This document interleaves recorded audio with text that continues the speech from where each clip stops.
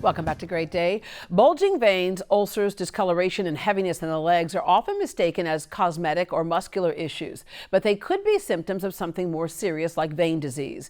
Joining us with signs, symptoms, and treatment options is Dr. Rajiv Agarwal with Modern Heart and Vascular Institute. Good morning.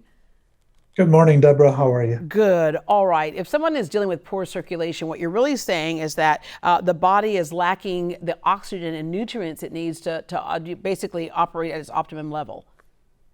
Absolutely. So there are 60,000 miles of blood vessels in our body. There are arteries and veins. Arteries take the blood from the heart to the legs, and the veins bring the blood back from the legs back to the heart. So you can have problems with both sides, arteries or veins. Artery symptoms typically, Deborah, include symptoms with walking. So if patients have symptoms that are tiredness, fatigue in their legs when they're walking, it's usually a sign of arterial disease. Yeah, Whereas that vein burning in the disease, legs and that mainly in the calf yes, muscles, right? Yeah.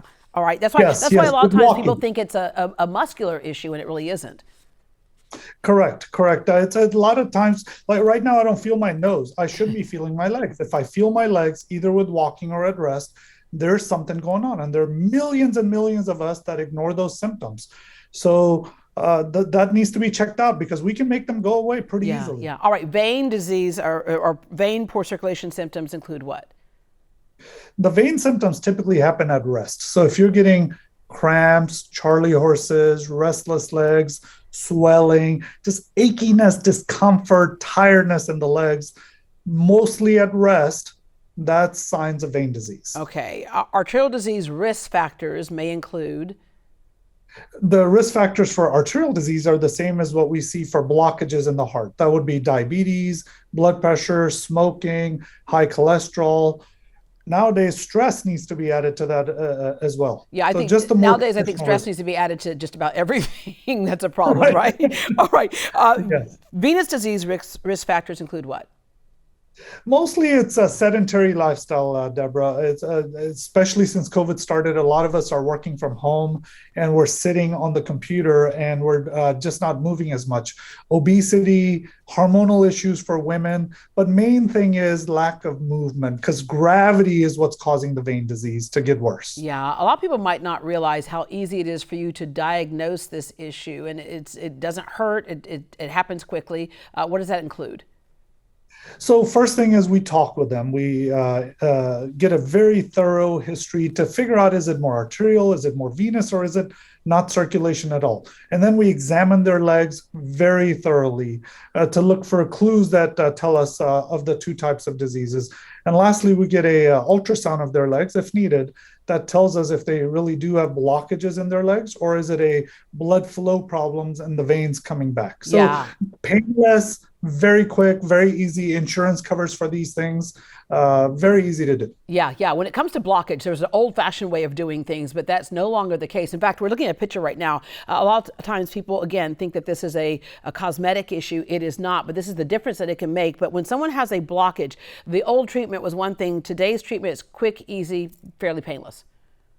Yes, for blockages, it's you could do a roto-rooter or just medications. The picture that we were seeing was more for vein disease, and for that, the treatment is even simpler. It's done in the office. It's painless, no recovery, no downtime. People come in, drive themselves home or back to work immediately in 10, 15, 20 minutes after we do the procedure. Yeah, there's some other things that you use: compression socks, leg elevation, losing weight. It makes a big difference. Applying heat. There's the glue or the foam to close off certain veins that are basically acting up, right? And those symptoms will go away. It all depends on what stage you are in that vein disease.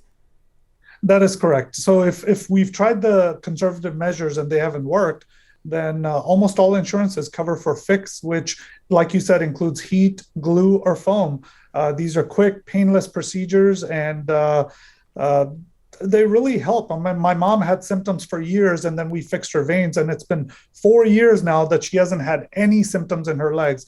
Took 15 minutes only to make it go away. Well, she has a good son. All right. One of the other things that we hear people complain about is restless leg syndrome, all connected.